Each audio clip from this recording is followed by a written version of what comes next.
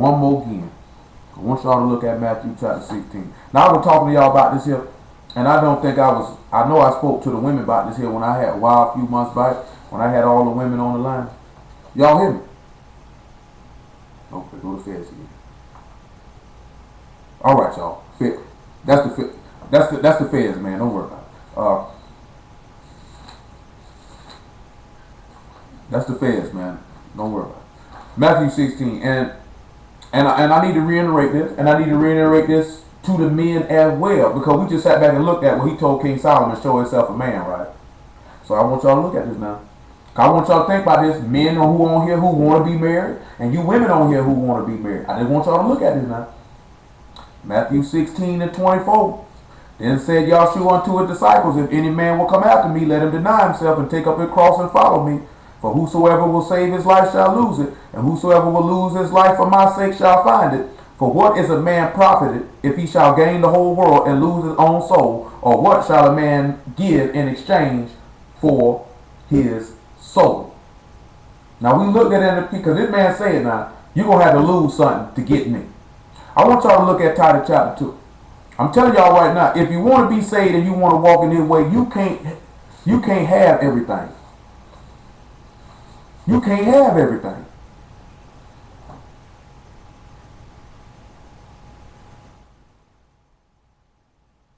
I think she did. Titus chapter 2 and verse 1. Titus chapter 2 and verse 1. I'm going to try to make this quick as possible. It's 9:08. I want to be done with this by 9:30. But speak thou the things which become sound doctrine. So I'm supposed to be teaching things that sound doctrine, right? That's what we ought to be speaking.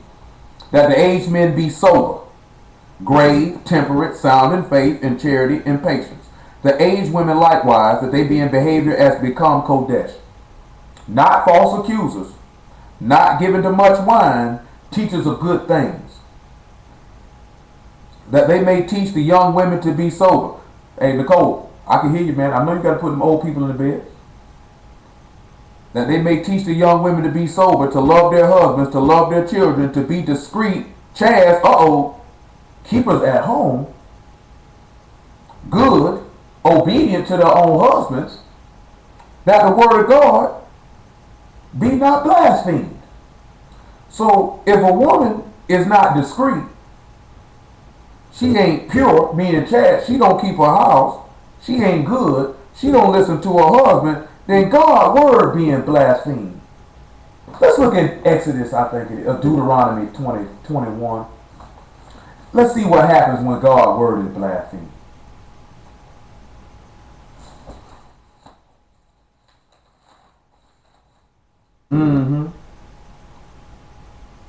Make sure that's what that's at, what I wanted to do. Was that Exodus? Let me find where I wanted that. It might be Deuteronomy. I think it's Exodus. What I want. I'm trying to remember what that is. It might be Exodus. When you got that old stubborn, old hard-headed child. Let me sit back and see where that's at. It's coming to my mind. I can't remember where it's at.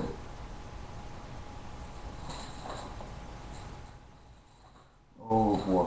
I mean, I got the whole thing in my head, what it say. But I want y'all to see it for yourself.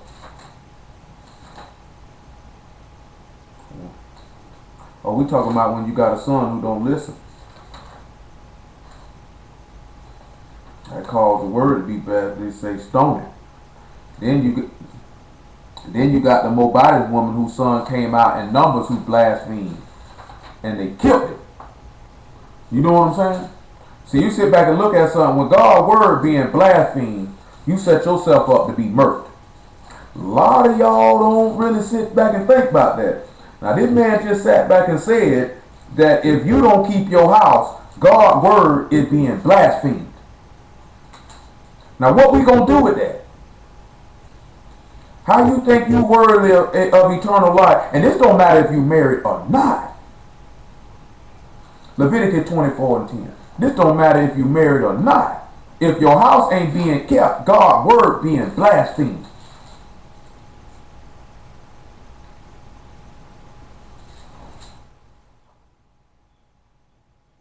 Yeah, that'll work too. That's what I want. I knew it was 21. I said 21 the first time. I Ain't got too rusty. I'll be rusty every now and then. And the son of the Israelitish woman, whose father was an Egyptian, went out among the children of Israel, and this son of an Israelitish woman and a man of Israel strove together in the camp. And the Israelitish woman's son blasphemed the name of Yah and cursed. And they brought him unto Moses, and his mother's name was Shemelamith, the daughter of Dibri of the tribe of Dan. And they put him in the ward, that the mind of Yah might be showed them. And Yah spake unto Moses, saying, Bring forth him that hath cursed without the camp, and let all that heard him lay their hands upon his head, and let the congregation stone him. And thou shalt speak unto the children of Israel, saying, Whosoever curses God shall bear his sin. He that blasphemes the name of Yah, he shall surely be put to death. And all the congregation shall certainly stone him. As well the stranger, as he that is born in the land, when he blasphemes the name of Yah, shall be put to death. Don't mean you can't be forgiven for that. But this man said, if you blaspheme this man word, you ought to be put to death. Ain't that what he said? What you gonna do with that? Now, if you say you want to be married, you got to be a keeper of the house then, don't you? So if you don't keep your house, that means you blaspheme. That means you ought to go to hell then, don't you?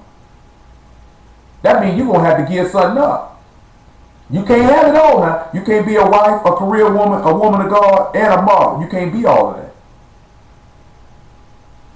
Now, if this ain't what you want, Matthew 7:11, then you can go do something else. But this God's way. This ain't my way. That mean what? So, and we're going to look at the men aspect of it too. So that mean the man going to have to go hard for his wife and kids then, don't he?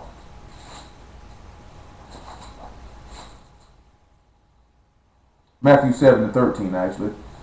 Enter ye in at the straight gate, for wide is the gate, and broad is the way that lead to destruction. Many there be which shall go in thereat. Because straight is the gate, and narrow is the way which lead unto life, and few there be that find it.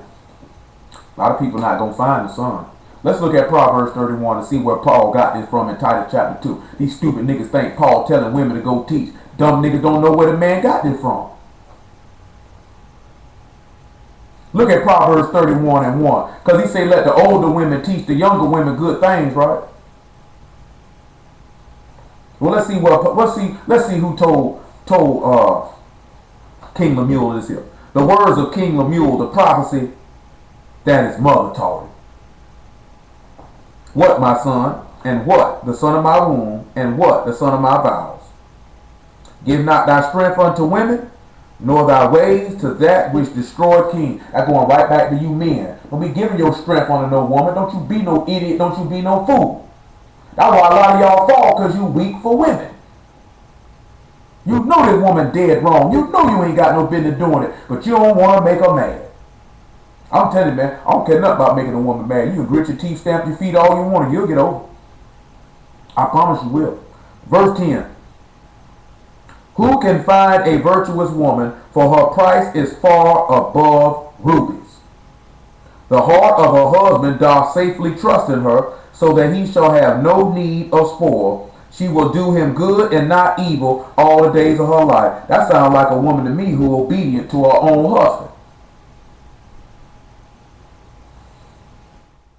Come on down and let's sit back and let's look at this right here. Verse 15.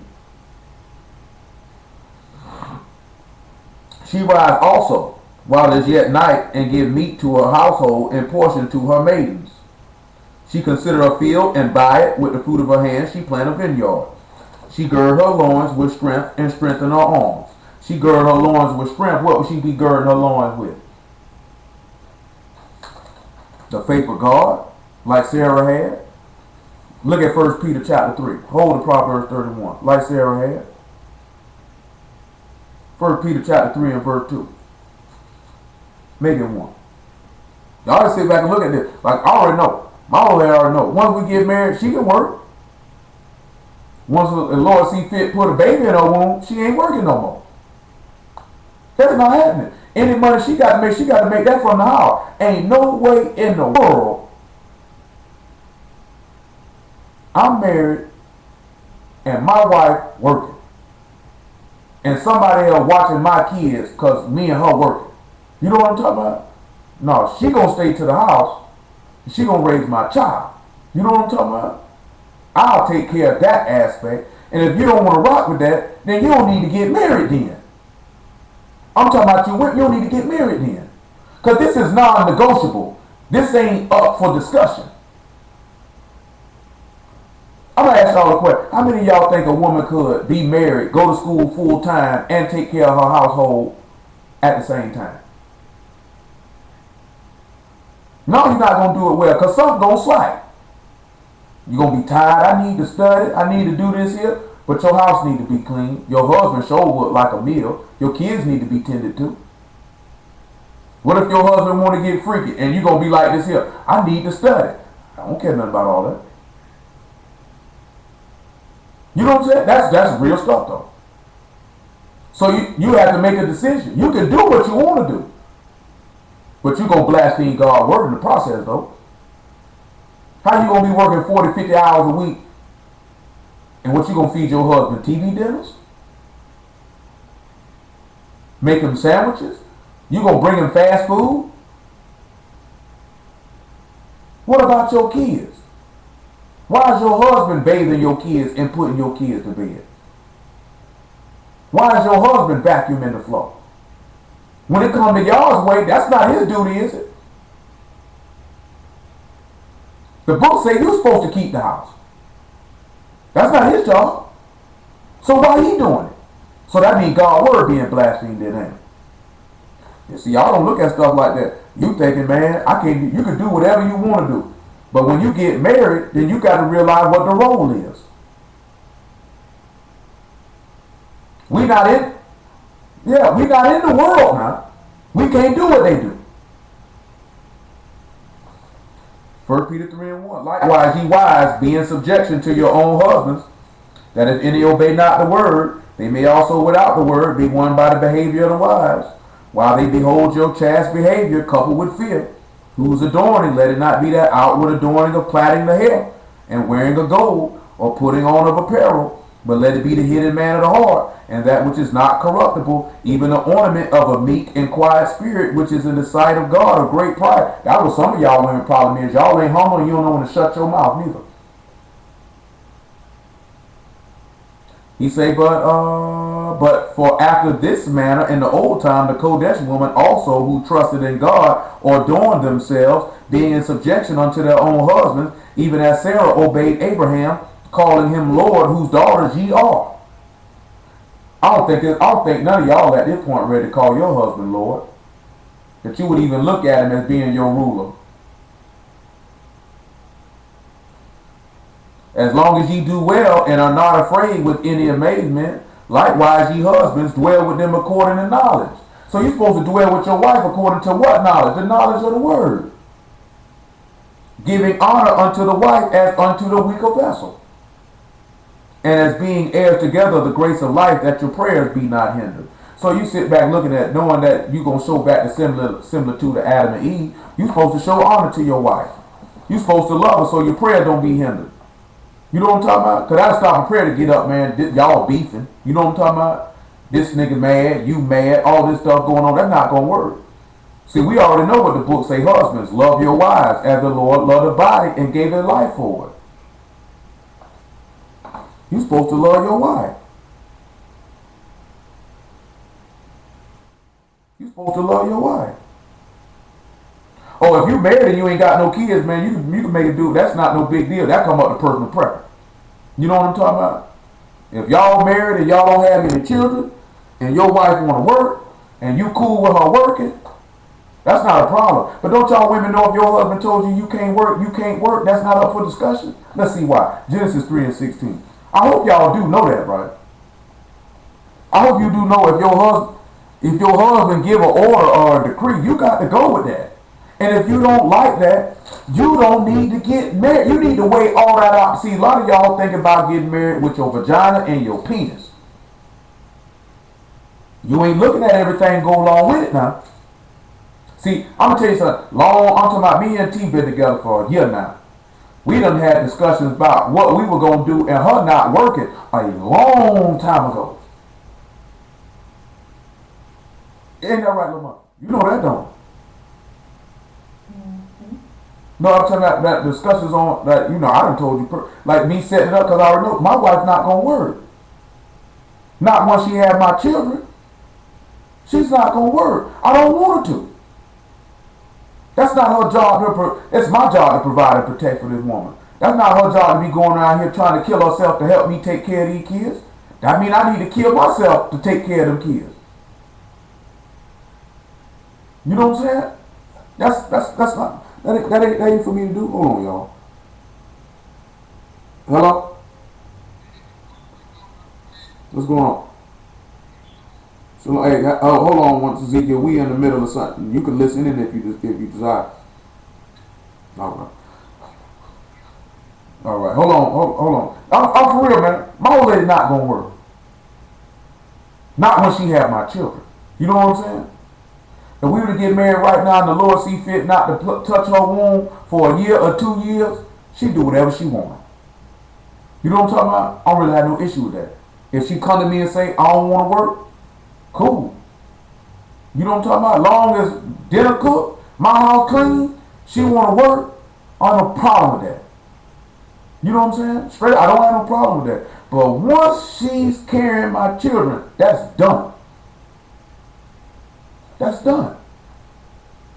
You're not doing that. That means if I got to come up with 2 more hustles, 3 more hustles, it don't make no difference. I got to come up with them, though. We'll look at that, too.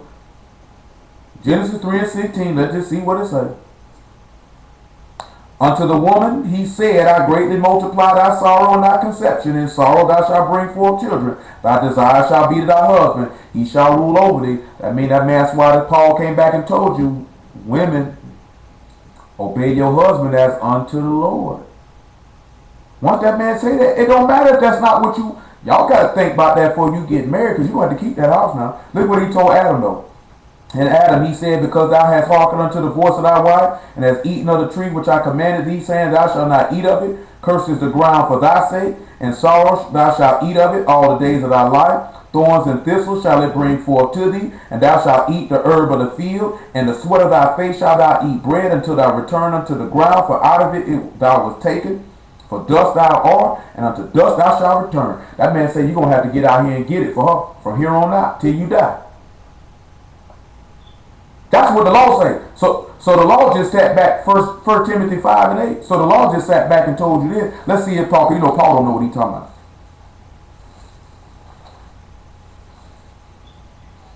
Yeah, 1 Timothy 5:8. Paul don't know what he's talking about.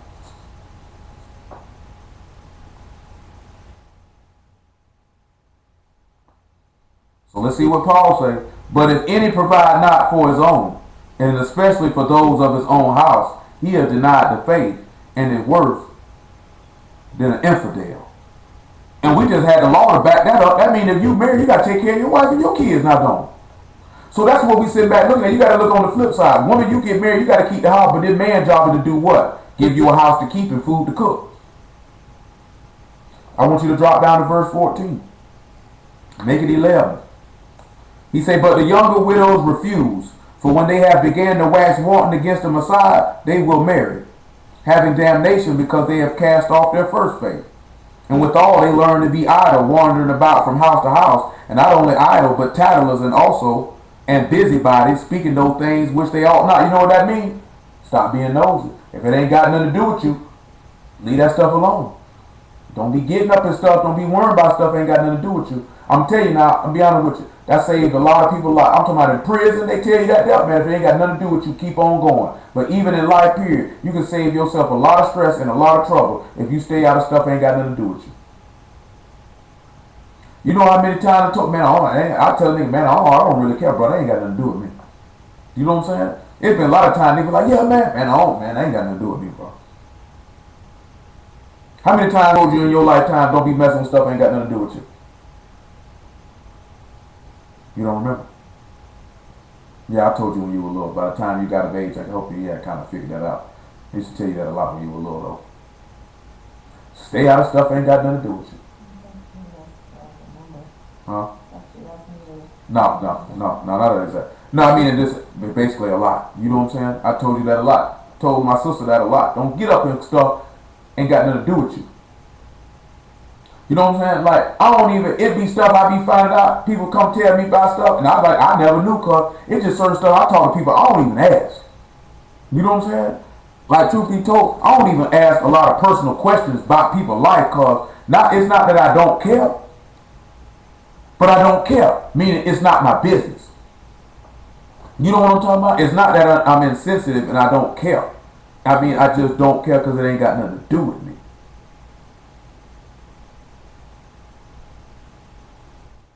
You know what I'm saying? And it's certain stuff y'all may have been done had going on in y'all life that I wouldn't know. Oh, you can work from home, Chelsea. I had no problem with that.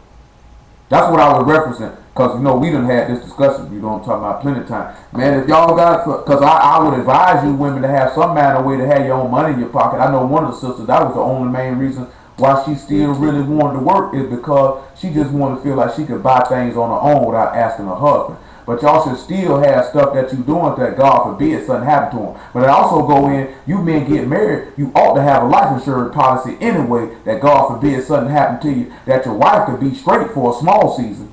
You know what I'm talking about? So you get stuff together. Y'all supposed to be responsible enough to know that if you get married, you should have a life insurance policy ready to go. We went there worrying about my wife gonna kill me for the money.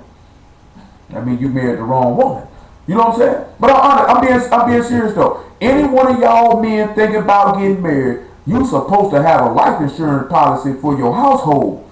In case something, you don't leave your wife stuck looking stupid. You're supposed to be more responsible than that. You know what I'm saying? You're supposed to do that. Because you don't never know when the Lord gonna see fit to take you out here. And you got to make sure, man, God forbid something happen to me. You know what I'm saying? My wife ain't got to be worrying about paying no funeral costs. How she gonna pay for this? How she gonna pay for that? She'll have some money for them kids, whatever, be straight. You know what I'm talking about? I invite each and every last one of you women at Chelsea rightfully ask if y'all want to work from home, you find something you can do from the house. You know what I'm saying? Or you can find you some stuff you can sell. I wouldn't care what you do. But you know you can't get out that house and be going to work no 40 hours a week and work that job and keep your house. It's going to be impossible. Look at verse 14 though.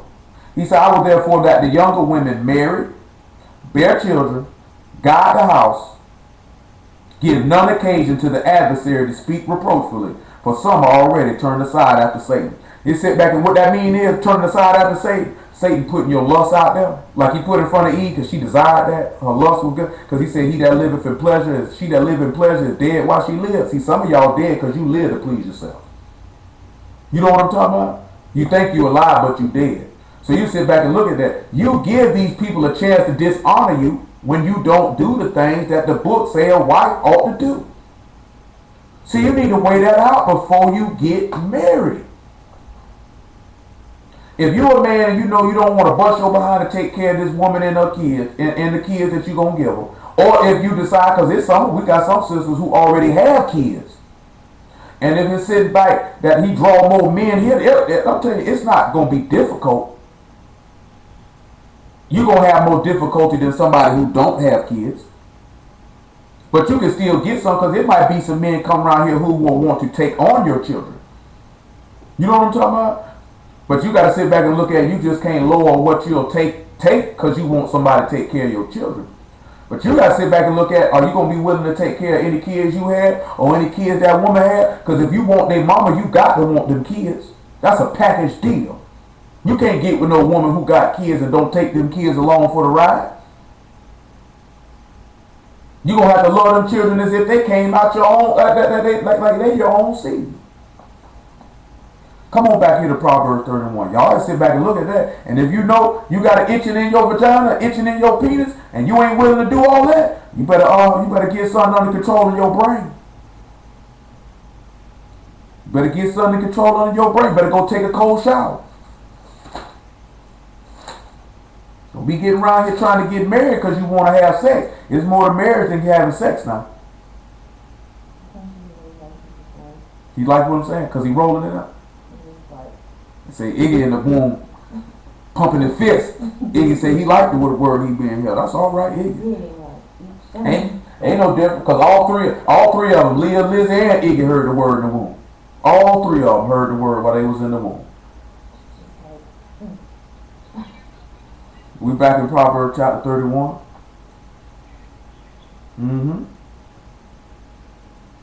See, look at verse 24.